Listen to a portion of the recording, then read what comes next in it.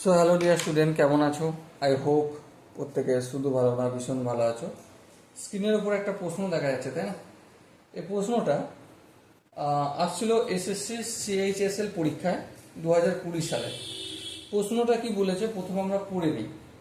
কি বলেছে দেখো, when an article is sold for rupees 720 rupees, there is a profit of X percentage.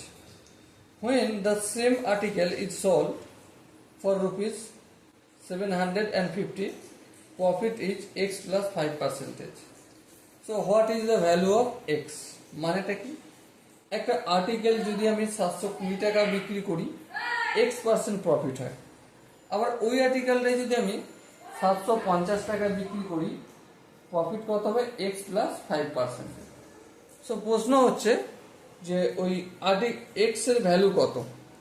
দেখো, এই কোশ্চেনটা সলভ করার জন্য আমরা একটা কাজ করব। কি কাজ? আমরা কস্ট প্রাইস ধরে নেব পি, কস্ট প্রাইস পি ধরে নেব। এবারে আমরা কি জানি? Selling price equal to cost price plus profit, তাই তো? হ্যাঁ, ঠিক।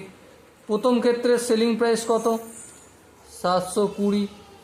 কস্ট প্রাইস কত? পি প্লাস প্রফিট কত?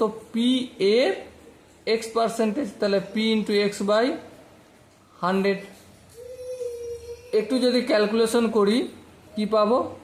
720 ইকুয়াল টু 100 লসাগু হবে, 100কে পি দিয়ে গুণ হবে প্লাস পি এক্স। এবারে 100টা সমানের অপোজিট দিকে পাঠালে 720 সঙ্গে গুণ হয়ে যাবে, তাহলে 720কে 100 দিয়ে গুণ করলে 72,000 equal to 100 P plus P x. এটা হলো আমার 1 নম্বর ইকুয়েশন।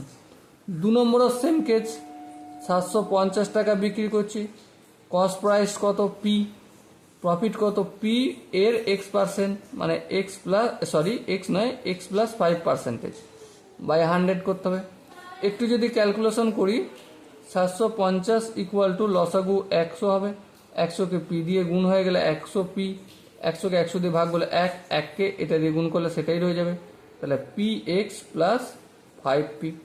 আর একটু ফার্দার যদি ক্যালকুলেশন করি, 100টা ভাগ আছে অপোজিট দিকে গুণ, সো 750-এর সঙ্গে 100 গুণ হলে 75,000। এবার দেখো এখানটা একটু ক্যালকুলেশন করি, 100 পি এর সঙ্গে 5পি যোগ করলে 105পি প্লাস পি এক্স। এটা হলো আমার 2 নম্বর ইকুয়েশন।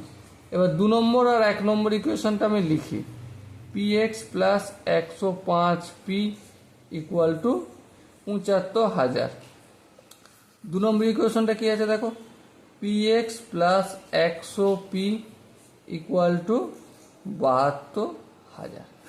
সো ফার্দার যদি ক্যালকুলেশন করি, বিয়োগ করি, এটা কাটবে, তাহলে 105 থেকে 100পি বিয়োগ করলে কত হবে?